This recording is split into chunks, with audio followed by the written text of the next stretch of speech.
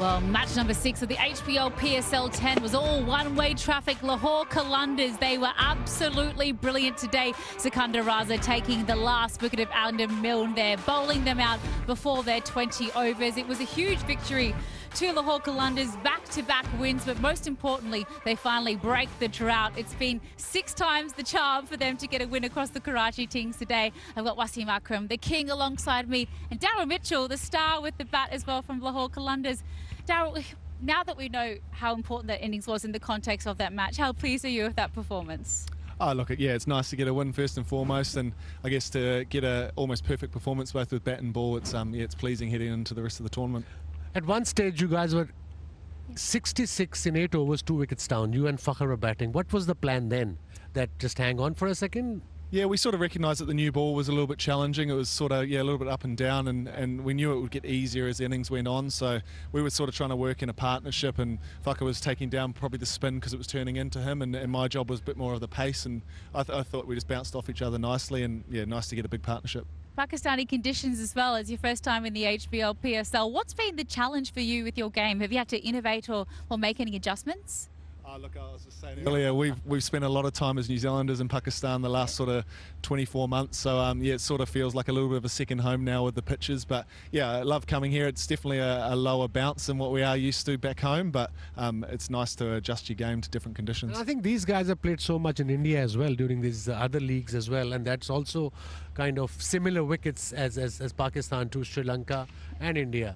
And you guys are adopted it so well that it's like second nature to you guys now.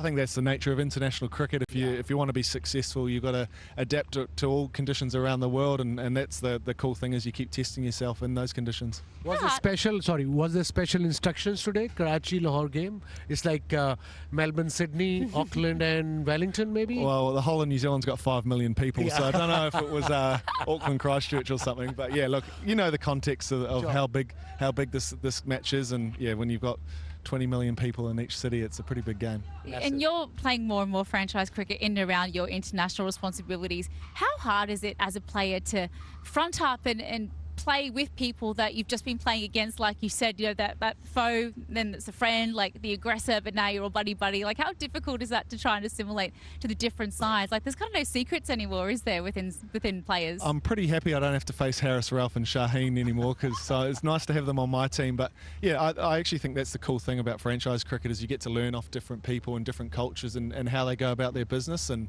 that's the one thing that I really enjoy when you come. I was talking to someone just during the game. Some young kid came up to me about rivalry. I said nowadays they play so many leagues together, they're kind of friends off the field.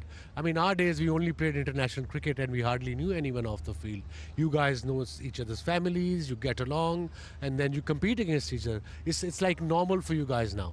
Am I right? Yeah, I think, and it's also, I mean, yeah, I guess if you watch Aussie England or something, there's a bit of rivalry, but us as Kiwis, we just try and get on with everyone. So hopefully, yeah, we just show up with a smile on our face and get stuck in. Like the Switzerland of our part of the world, you guys. Everyone loves a Kiwi. But let's talk about how brilliant the bowling from your captain was, Shaheen Afridi. They've been crying out for him to get back to his best. See the eagle fly with some of those celebrations. Wasim, what did you enjoy about seeing him back in full flight tonight? To start off with, but I love the way he runs in and his confidence is back. He was struggling a bit. Every bowler goes through it, but he came back strong. He's got wickets in the previous game. He's got 2 wickets in the first over. Game was over then for Karachi Kings, and they came out to chase 200 plus. So yeah, skipper is leading from the front, and if he's in nick, then I think everything is fall in the right place for Lahore Qalandars. 3 for 34. Wonderful to see him back with a couple of poles to his name. Daryl, what's he like as a captain as well? Like, what's the vibe of the great Shaheen Shah? Yeah, he's very calm. He's obviously a world-class bowler, but I think the way he's got around the group, he's a good man first and foremost, and he's quite cheeky when he needs to be. So yeah, I've really enjoyed playing with him, and yeah, just the way he leads, he involves everyone, which is cool to see as well.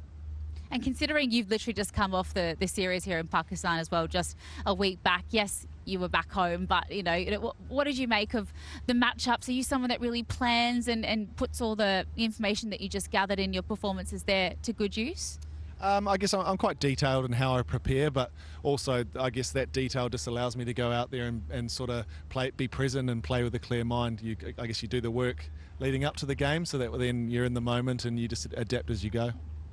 And life outside of cricket as well. You know, I suppose you don't get to spend that much time at home, to be perfectly honest. You're so busy these days. But, you know, what's Daryl Mitchell like? Tell our audience a little bit about yourself. I'm a dad of 2 little girls, so I guess when you are home, it's probably just being a dad, and they're 6 and 4, so they enjoy watching TV, and we try and get them to travel along with my wife as much as we can around the world and experience different cultures. And now is the time, because they're young. Once they go into school regular, then you can't just have them off and take it with you for a couple of weeks. The school will tell me off if I pull them out, so we've got to pick our times right. Absolutely. The emotional blackmail as well. Dad, what did you get me this trip? There's definitely a present always on the way back. Well, what are you going to get this time? What's the boxes to check off while you're here in Pakistan? We'll have to see what pops up over the next few weeks. Otherwise, it might be something in Dubai Airport as well.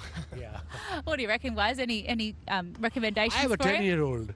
She's into makeup now. Yeah.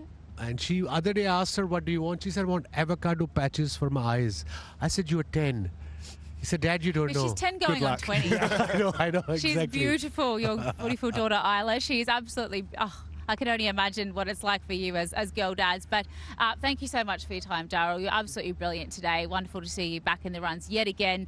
They're getting bigger and better every time, and look forward to seeing what you do next one. Thank you. Cheers. Cheers. All right, we're off to a very, very short break here at the Pitchside Studio, but stick with us. Plenty more post-match analysis to come.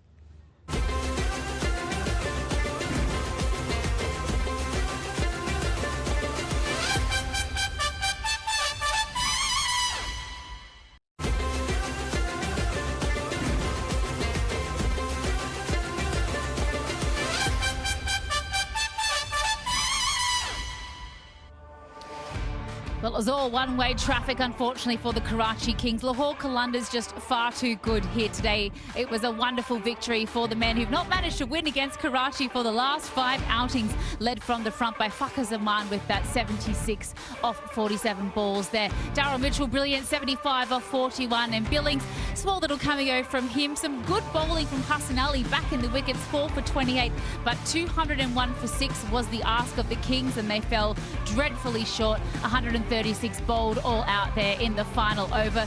Kushdil Shah, the only real resistance with the bat, and some brilliant bowling by Rashad Hussain and Shaheen Afridi. Welcome back to the Pitchside Studio. We've got a brand new clearing off the decks here. I've got Mike Hazeman and Aruj Mumtaz Khan alongside me. Guys, Ruji, I know you're a Karachiite yourself. It was not your day today. Kind of back to the Karachi of old, I don't want to say, but you know, what did you make of what we just saw? Well, I like you said, it was one-way traffic, but they got bulldozed. They really got bulldozed. I thought they bowled well in the first 6 overs, which they didn't in the first game. But after that, they completely lost it. I thought there was too many boundary deliveries that was given, and which they cashed on. Lahore Qalandars. Fakhar made use of that drop from Vince when he was on 1. But again, the experience of Daryl Mitchell and Fakhar Zaman came to the party, having lost 2 wickets in that power play. And I thought it was important. They provide that depth with Sikandar, Sam Billings, David Visa, remember, not playing.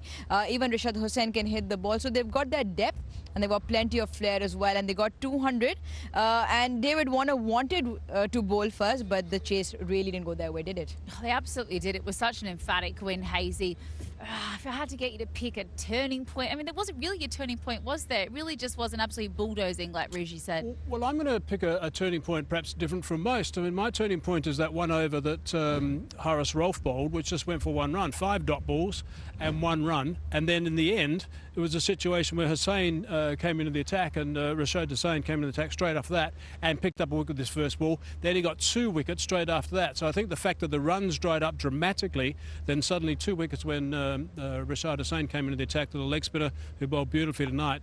I think that was the turning point. A couple of 2 overs which really changed the game dramatically, and then suddenly they lost, was it 5 wickets for 11 runs, and that really put them on the back foot to a point of no return. It certainly was a pivotal moment, but let's take a little look at what our turning point was for the match tonight.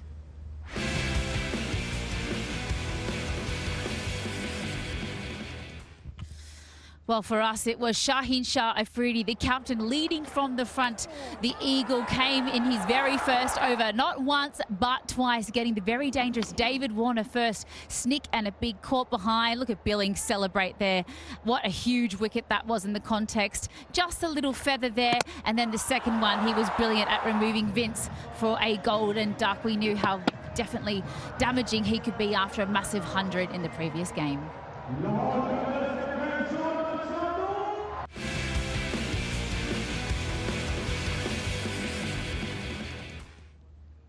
So I know he wasn't your turning point, but do you agree it was a pretty pivotal moment in the match? Yes, it definitely was. Yeah, I still think mine's the best, but I'll give you. Ruji, what do you reckon?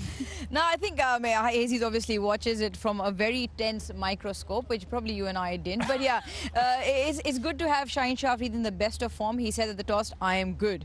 And with a lot of confidence. So he looks well. He's been bowling with some pace. He's got that swing back which he gets, and he's a different character. He oozes with confidence when he can pick up wickets in his first spell and his first over. So that really, really works for him. Felt like his captaincy improved as well off the back of that great performance with the ball. We know how hard it is to try and juggle everything, but one man who was absolutely sensational in consecutive matches for Lahore Qalandars today was our man of the match. It was Fakhar Zaman.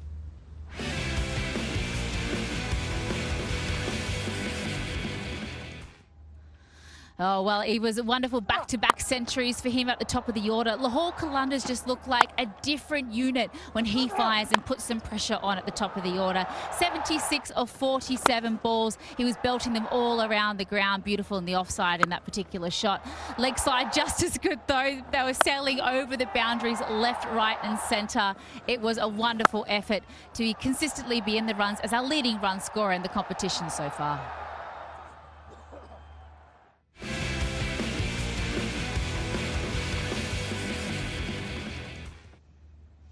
He did survive an early drop. Let's face it, he was dropped on one, Michael Hazeman, and he goes on to punish them for 76 runs. What makes him such a tricky character once he gets himself in?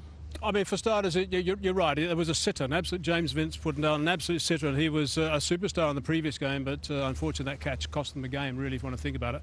But he's such a dangerous player because he fancies the leg side often, but bowlers can't seem to stop him from hitting on the leg side with great power as well. So they'll come up with all sorts of plans and know when they go into a game that's where he's going to get boundaries, that's where he's going to get his runs, but he just keeps going the whole time, and that's where he plays so well. And because he hits so many boundaries, got such a high percentage hitting range of boundaries, he just moves his score and, of course, the team score along so quickly.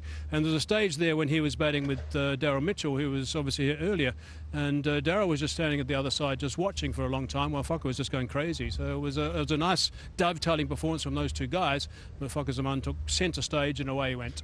And so mature at them to know when one was going to take a step back and allow the other one to go. But, you know, just having a little look here, Fakhar Zaman, he now has the most runs in the Pakistan Super League Season 10, 144 in just 3 games. Saib Sada Farhan from Islamabad United. Daryl Mitchell there in 3. So not surprising to see that they've won 2 on the bounce with 2 guys really taking their responsibility.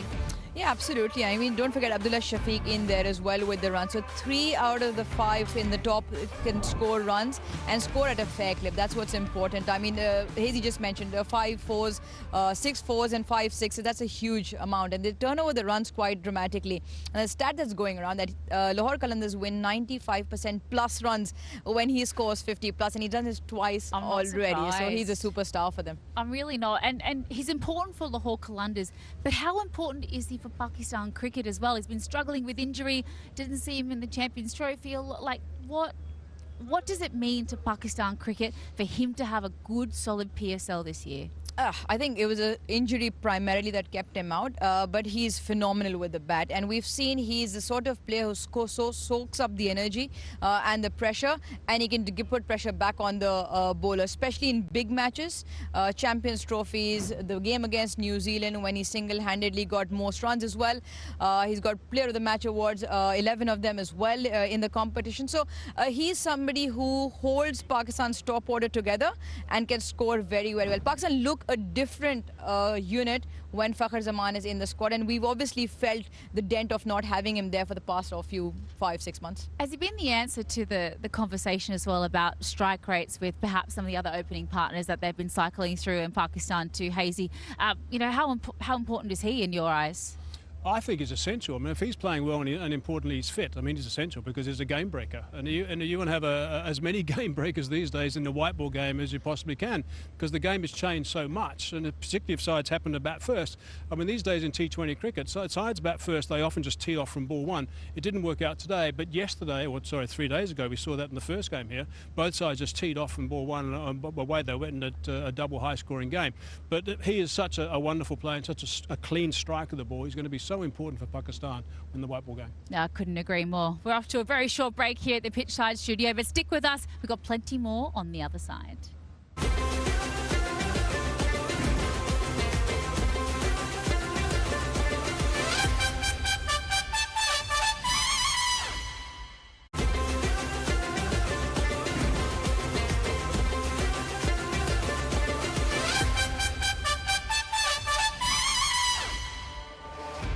Match number 6 of the HBL PSL done and dusted. Lahore Qalandars, all one-way traffic for them about Karachi Kings today. And in the absence of Rashid Khan, haven't they found a wonderful replacement in Rashad Hussain, Aruj? Yeah, fantastic. 22-year-old spin sensation in his leg spin from Bangladesh. He's probably one of the future for Bangladesh as well. But to fill in Rashid Khan is not an easy feat. A leg spinner always in looking for wickets, and he's picked up 3 in the first, 3 in this game as well, and provided complete all-round bowling dynamic with the left-arm spin of Abbas Afridi. We've got Sikandar who can bowl pretty much everything, and you've got the young leg spinner. So they look a complete bowling unit with this guy. He's a handy bat as well. He can get you some good runs at the death. I wouldn't mind them as long as they're not against Karachi. I'm not being biased. Are you impressed by the performance from the young Bangladeshi? Yeah, I've seen him before. I think he's terrific. I really like him. I've seen him score some runs as well. He's quite a big hitter, quite a good finisher with the bat, and he's a very good fielder. So all round at that age, I think he's something special. Didn't play in the first game. David Visa left out, came in, and suddenly has taken that mantle. So well done. Yeah, what a breath of fresh air he has certainly been for Lahore Qalandars in Rashid's absence. He is, of course, our refreshing moment of the night.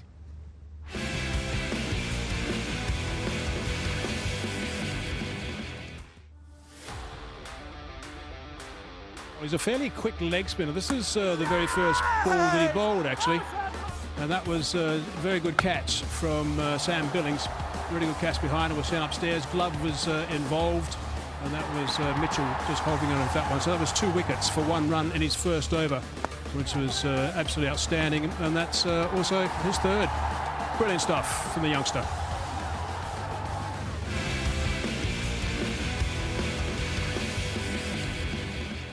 Certainly bamboozled the opponent today, and to think he's only 22 years of age, already played 30 T20 internationals for Bangladesh. Aruj, I mean, the world's his oyster in terms of his career. The way you look at the modern game now going in all 3 formats, in fact, leg spinners are becoming a commodity which most teams want to have, because they're always looking for wickets. They break the game open, and like Hazy said, he's not just a leg spinner. He can get you runs, and he's a gun fielder. So I think if this PSL goes well for him, you never know. Like you said, there could be plenty of franchises looking for him, and for Bangladesh, you probably see him in all formats very soon as a fundamental key player. Well, it begs the question as well. Shakib Al Hassan, what a stalwart he's been of the Bangladeshi side for so many years, but he's out now. Is he the answer? What do you reckon, Hazy? Well, I think he's got such a big heart, and he keeps running in the whole time. And I thought the way he performed today was really good after getting some tap in the last game. So the way that he turned up today, knew he had to do something different and kept bustling in the whole time. He's a 100% team man. You can see that the way he's on the park. He performs so well. And 4 for 28. I mean, that return is seriously special. So really good stuff from him. Unbelievable. And he's back in the wickets, top of the leading wicket takers at the moment. Of course, he is our refreshing player of the day, Rashad Hussain. But I tell you what, there was some wonderful fielding as well. Not more so than behind the stumps with Sam Billings. Let's have a look at our safe hands on behalf of him.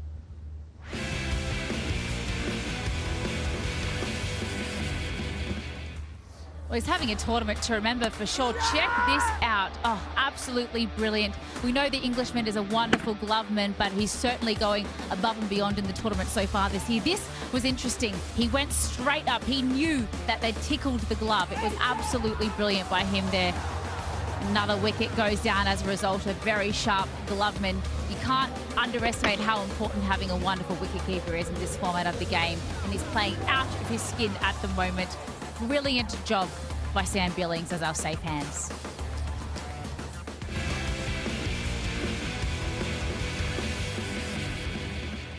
The celebrations this year, phoning home. Who's he calling, Ruji? I have no idea. I have no idea. I did ask Tabrez Shamsi who he called. Apparently, he used to call the third umpire just to say whether it's out or not. He knows. We don't know. We'll have to find out who Sam Billings was calling. He did use it the first time when there was a sent upstairs, so maybe he was calling him as well to find out what was going on. I don't know. But then Daryl Mitchell picked up the line down at long off at one stage as well. He was also phoning back to him. Maybe got a deadline. I don't know. Inside secret. We'll find out. Well, they're getting good jazz reception then, aren't they, at the moment? I need to find out who their provider is and get on board of that.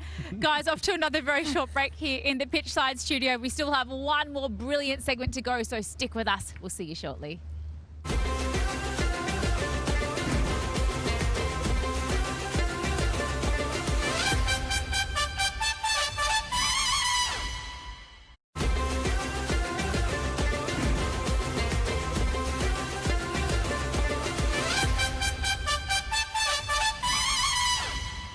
You're watching Pitchside Studio off the back of Lahore Qalandars with an emphatic victory across the Karachi Kings. Karachi had absolutely no answers for the Qalandars. Let's remind ourselves of the fall of wickets.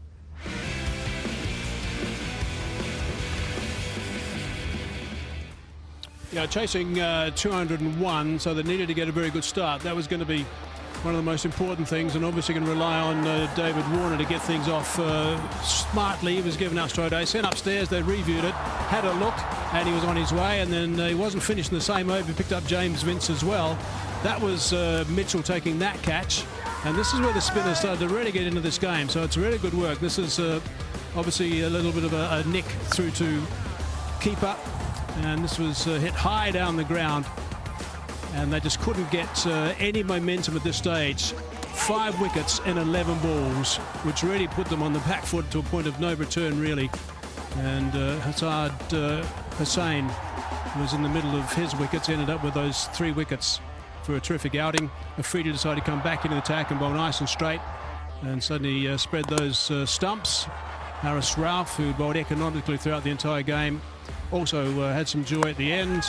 And Shaheen Afridi, right at the very end, picked up the last wicket to finish the victory comprehensively. Yeah, all bowled out there for only 136 in reply to the 201 the Lahore Qalandars set them. And that was all down to some massive hitting by Fakhar Zaman up the top of the order. Let's relive his super sixes.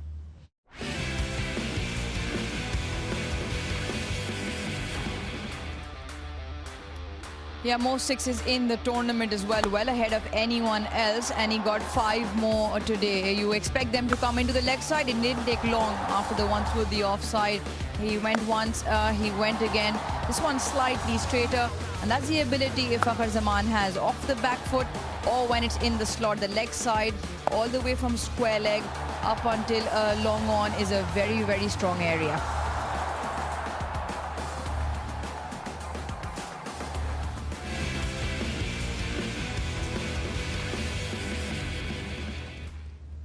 Brilliant power hitting by Fakhar Zaman there, striking it over 161. But then the Kiwi Daryl Mitchell goes, hey, anything you can do, I can do better. Let's have a little look at the boundaries that helped him to his massive total tonight.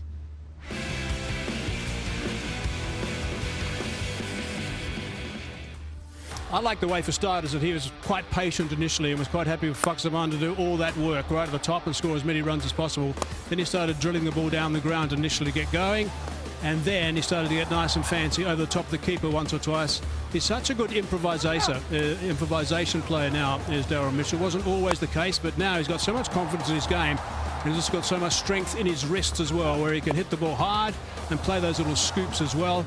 And he's someone who gets runs quickly all round the ground.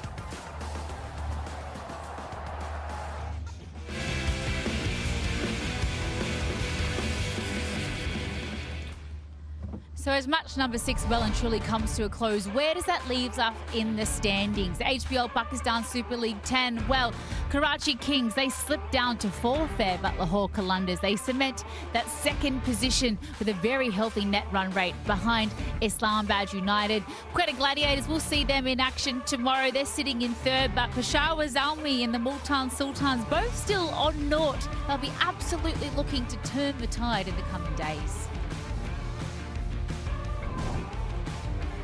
I know it's still very, very early days, but I'd love to just ask my guests before I let them go and go to sleep after a massive night. We've seen everyone in action now. Aruj, who are you liking the look of in this very early days of the tournament? Well, Karachi crowd, look away now, because I really, really think Lahore... Yes, Lahore looks a very good all-round side, but don't ever count Islamabad United. Just the way they play, the flair and the T20 cricket, their version of it clicks in the HBL PSL. Yeah, they had a torrid time of it last year, it has to be said, but they filled that gap that was left by Rashid Khan being injured with Rashad Hossain. It feels like they've really put a lot of thought and effort into their matchups. They've got so much bench strength. I think that Zaman Khan only finally getting a game in this edition of the tournament in their third match. But Hazy, I throw the same question over to you. Who has impressed you so far in the comp? Who's got what it takes? Come on. I haven't given up on Karachi Kings. You haven't? I think they played poorly today, and they'll admit that. I thought they were brilliant 3 nights ago. They got another 3 games now before they leave Karachi and then move on.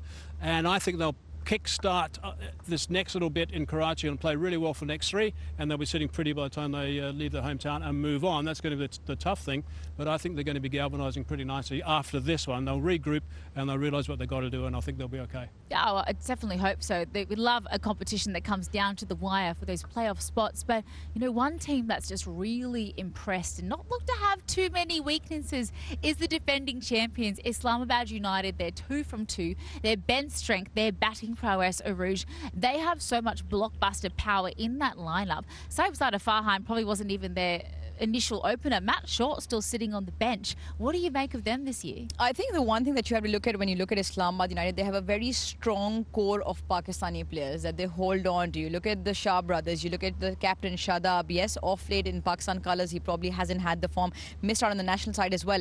Saibzada Farhan has been in the form of life for about a year now. He churned out 300s in the recent domestic T20 competition, 300s in that, and he turns out 1 more here as well. So that core group of players with that spin, with that pace, with that batting flair, and then you add in the international flair, they're one side you can't count out. And Azam Khan, again, not in the national colours, but again, when it comes into the red hot shirt, he can deliver as well. So I just feel they're a good squad. They've got all the options in there as well. Haider Ali is there. You mentioned Matt Short. Rassi van der Dussen, a very good batter up the order, has the ability to turn it around. And Riaz Ghaus has a decent IL T20. Don't forget the T20 International Pakistan captain as well. So look at the names one after the other. They have plenty of options and bench strength to follow as well, AZ. And also Colin Munro. He's someone who tends to be a bit of a glue man in that lineup. I thought he played very well yesterday when runs were going flat out at the other end, and he was just basically making sure that things were going smooth in the middle, and the run rate was really good. But I've seen him play very well the last couple of years, and I think he's a very good, again, good improviser, plays very square against the spinners in particular when the tracks start turning a little bit more. So he's someone who's going to be really important, I think, as we go on, and he's someone who can score runs very quickly when he needs to. Hazy, just one more name that sticks out, and that is Imad Wasim. He got 4 absolutely brilliant games with ball and bat last season to get them over the line and won them player of the tournament as well. So don't count him out. Yeah, and don't count out the Multan Sultans as well. There'll be a reprise of the final happening tomorrow night up at Rawalpindi Stadium. It's going to be a wonderful repeat of the final. All the stars will be in Pindi Stadium. It's not been the high-scoring track we're used to seeing up in Pindi so far today, but one thing's for sure, when these two sides meet, it is always an epic encounter. It's a repeat of the final, match number 7, starting tomorrow at 7:25 p.m. local time, live, of course, from Rawalpindi Stadium. Islamabad United taking on the Multan Sultans. What does Rizwan and his side got today to try and challenge them, do you think, Michael Hazeman? Yeah, look, I mean, I think that it's going to be a wonderful, wonderful game tomorrow. I really do, and I think that's going to be something that's going to be tight. I think one of those sort of games, you got stars on either side. So the slightest little error at the top and the power plays. When big games are played, the power plays are always so important. So I think that's something that's got to be focused on. So I think it's going to be a beauty to watch, and I'll be plugging in and making sure I clock that one. That's for sure. Yeah, the out and out of Islamabad United as well. We know how explosive that top order is. To think of Jason Holder striding into bat at 8 in the first game of the season is a very scary prospect, Aruj. How do you think they will fare? Again, like I said, both are very, very strong teams, both with very good local and international flair. I think it's one of those which are equally balanced. I think Islamabad United is a very sort of top-heavy bat all the way through, as they do with modern T20, go from the get-go. Multan Sultan slightly more measured, and I feel with Rizwan up the order a little bit more calculative. I think the one who holds and nerves better, the pitch will be fantastic at that part of the world, part of Pakistan. It's 1 o'clock in the morning, mind it. But apart from that, I think it should be a fantastic contest. Multan need to get up and running, so they will be eyeing those 2 points. Islamabad right on top already. And Rizwan's going to be key. Always. 100%, Rizwan's always key. So I mean, he's going to be. If they get him cheaply, then obviously it can be a completely different story. Yep. A century already in the tournament for him as well, at an improved strike rate. He's looking the goods. Yeah, he played beautifully. Played beautifully 3 nights ago. Really played superbly and controlled things, I think, ideally. And he would have been upset. It would have been hurting, actually, the fact that they didn't get up and win. So he'll want to bounce back and continue to play better and make sure he steers that ship a little bit better if he possibly can. He perhaps wasn't as animated as I've seen him before behind the stump. So maybe that needs to step up a little bit tomorrow. I guess it will in a big game. Oh, guys, that's all we have here from the pitchside studio today. Thank you so much, Aruj. Mike Hazeman. Brilliant work in the commentary box, as always. Thank you so much for joining us for another wonderful game of HBL PSL. Game on tomorrow. We'll see you there.